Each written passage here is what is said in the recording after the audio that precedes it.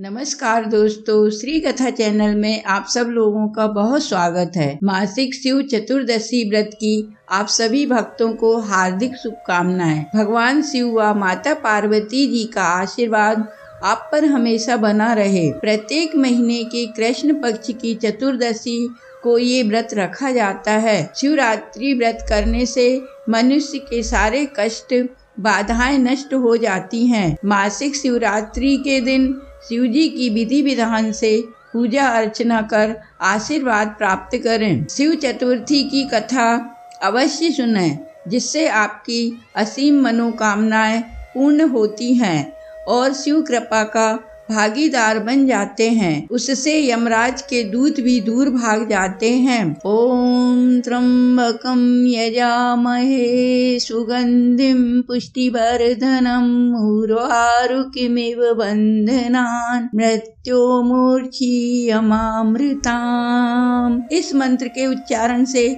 परिवार में भूत प्रेत कष्ट रोग दरिद्रता का भय निवारण होता है। पूजन के पूर्व ओम नमः शिवाय का जाप करें, इससे धन समृद्धि ऐश्वर्य की प्राप्ति होती है। भगवान शिव की जय, माता पार्वती की जय। अब मैं आपको मासिक शिव चतुर्दशी व्रत कथा सुनाती हूँ। उससे पहले आप हमारे चैनल को सब्सक्राइब कर लीजिए और वीडियो को लाइक कर दीजिए। भगवान शिव की जय, माता पार्वती मैया की जय। कथा प्रारंभ होती है। पूर्व काल में चित्रभानु नाम का एक शिकारी था। जानवरों की हत्या करके वह परिवार को पालता था।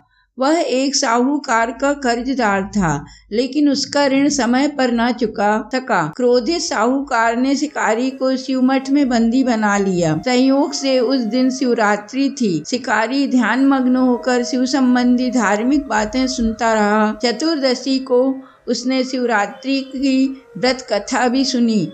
शाम होते ही साहूकार ने उसे अपने पास बुलाया और ऋण चुकाने के विषय में बात की। शिकारी अगले दिन सारा ऋण लौटा देने का वचन देकर बंधन से छूट गया। अपनी दिनचर्या की भांति वह जंगल में शिकार के लिए निकला, लेकिन दिन भर बंदी गृह में रहने के कारण भूख प्यास से व्याकुल था। शिकार खोजता हुआ वह बहुत दूर निकल गया। जब अंधकार हो गया तो उसने विचार किया कि रात जंगल में ही बितानी पड़ेगी। वह वन में एक तालाब के किनारे एक बेल के पेड़ पर चढ़कर रात बीतने का इंतजार करने लगा। बिल्व वृक्ष के नीचे शिवलिंग था, जो बिल्व पत्रों से ढका हुआ था। शिकारी को उसका पता न चला।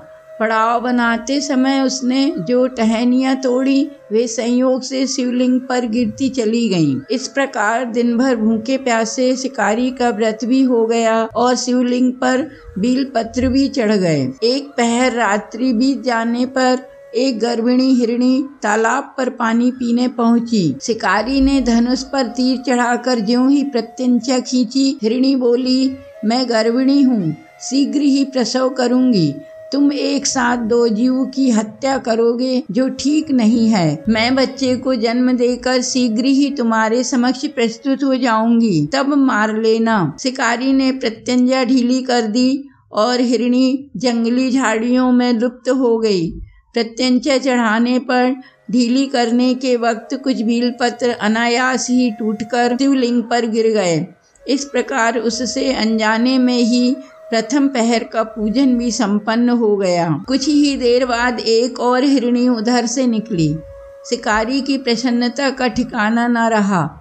समीप आने पर उसने धनुष पर बाण चढ़ाया। तब उसे देख हिरणी ने विनम्रता पूर्वक निवेदन किया, हे शिकारी, मैं थोड़ी देर पहले ऋतु से निवृत्त हुई हूँ, कामातुर विरहिणी हूँ, अपने प्रिय की खोज में भटक रही हूँ।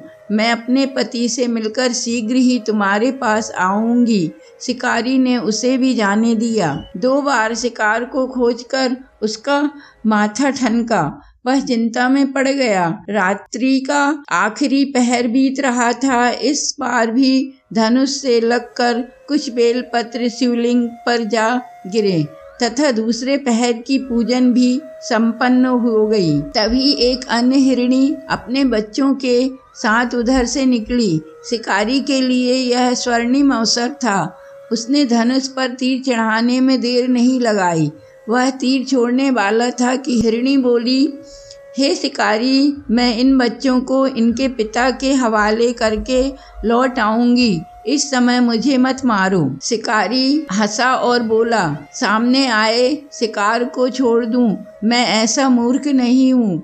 इससे पहले मैं 2 बार अपना शिकार खो चुका हूँ। मेरे बच्चे भूख प्यास से व्यग्र हो रहे होंगे। उत्तर में हिरणी ने फिर कहा, जैसे तुम्हें अपने बच्चों की ममता सता रही है, ठीक वैसे ही मुझे भी। हे शिकारी, मेरा विश्वास करो, मैं इन्हें इनके पिता के पास छोड़कर तुरंत लौटने की प्रतिज्ञा करती हूँ। हिरणी का दुख भरा स्वर सुनकर शिकारी को उस पर दया आ गई। उसने उस मृगी को भी जाने दिया। शिकारी के अभाव में तथा भूख प्यास से व्याकुल शिकारी अनजाने में ही बेल वृक्ष पर बैठा बेल पत्र तोड़ तोड़ कर नीचे फेंकता जा रहा था। पौ फटने को हुई तो एक हष्ट पुष्ट मृग उसी रास्ते पर आया। शिकारी ने सोच लिया कि इसका शिकार वह अवश्य करेगा। शिकारी की तनी प्रत्यंचा देखकर मृग विनती स्वर में बोला, हे शिकारी, यदि तुमने मुझसे पूर्व आने वाली 3 मृगियों तथा छोटे छोटे बच्चों को मार डाला है तो मुझे भी मारने में विलंब न करो, ताकि मुझे उनके वियोग में एक क्षण भी दुख न सहना पड़े। मैं उन हिरणियों का पति हूँ। यदि तुमने उन्हें जीवन दान दिया है तो मुझे भी कुछ क्षण का जीवन दान देने की कृपा करो। मैं उनसे मिलकर तुम्हारे समक्ष उपस्थित हो जाऊंगा। मृग की बात सुनते ही शिकारी के सामने पूरी रात का घटना चक्र घूम गया। उसने सारी कथा मृग को सुना दी। तब मृग ने कहा, मेरी तीनों पत्नियां जिस प्रकार प्रतिज्ञाबद्ध हो गई हैं, मेरी मृत्यु से अपने धर्म का पालन नहीं कर पाएंगी। अतः जैसे तुमने उन्हें विश्वास पात्र मानकर छोड़ा, वैसे ही मुझे भी जाने दो। मैं उन सबके साथ तुम्हारे सामने शीघ्र ही उपस्थित होता हूँ। शिकारी ने उसे भी जाने दिया। इस प्रकार प्रातः हो गई। उपवास, रात्रि जागरण तथा शिवलिंग पर बेलपत्र चढ़ने से अनजाने में ही शिवरात्रि की पूजा पूर्ण हो गई। पर अनजाने में ही की हुई पूजन का परिणाम उसे तत्काल मिला। शिकारी का हिंसक हृदय निर्मल हो गया, उसमें भगवत शक्ति का वास हो गया। थोड़ी ही देर बाद वह मृग सपरिवार शिकारी के समक्ष उपस्थित हो गया ताकि वह उनका शिकार कर सके। किंतु जंगली पशुओं की ऐसी सत्यता, सात्विकता एवं सामूहिक प्रेम भावना देखकर शिकारी को बड़ी गिलानी हुई। उसने मृग परिवार को जीवन दान दे दिया। अनजाने में शिवरात्रि के व्रत का पालन करने पर भी शिकारी को मोक्ष की प्राप्ति हुई। जब मृत्यु काल में यमदूत उसके जीव को ले जाने आए तो शिवगणों ने उन्हें वापस भेज दिया तथा शिकारी को शिवलोक ले गए। शिव जी की कृपा से ही अपने इस जन्म में राजा चित्रभानु अपने पिछले जन्म को याद रख पाए तथा महाशिवरात्रि के महत्व को जानकर उसका अगले जन्म में भी पालन कर पाए। बोलो भगवान शिव की जय। अब इसमें हम आपको एक संदेश बताते हैं जो शिकारी के द्वारा हम भक्तों को मिलता है। महादेव तो अनजाने में किए गए व्रत का भी फल दे देते हैं। वास्तव में महादेव शिकारी की दया भाव प्रसन्न हुए। अपने परिवार के कष्ट का ध्यान होते हुए भी शिकारी ने मृग परिवार को जाने दिया। यह करुणा ही वस्तुतः उस शिकारी को उन पंडित एवं पुजारियों से उत्कृष्ट बना देती है जो कि सिर्फ रात्रि जागरण, उपवास एवं दूध दही बेलपत्र आदि द्वारा शिव को प्रसन्न कर लेना चाहते हैं। महत्वपूर्ण बात यह है कि कथा में अनजाने में भी हुई पूजन का विशेष बल दिया गया है। शिव किसी भी प्रकार से किए गए पूजन को स्वीकार कर लेते हैं। भोलेनाथ जाने अनजाने में हुए पूजन में भेद नहीं करते। वास्तव में वह शिकारी शिव पूजन नहीं कर रहा था।